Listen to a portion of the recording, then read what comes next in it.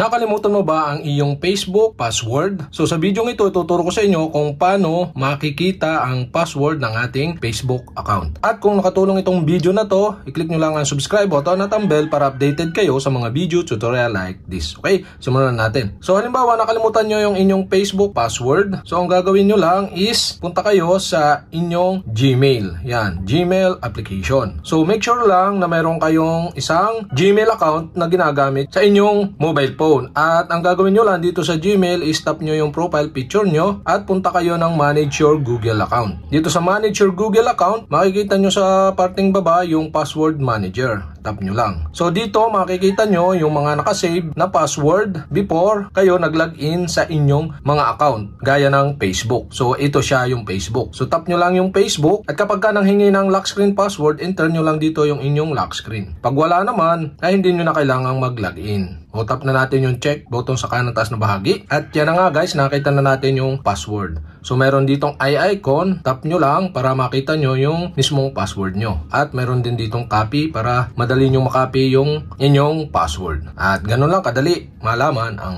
Facebook password ng ating Facebook account.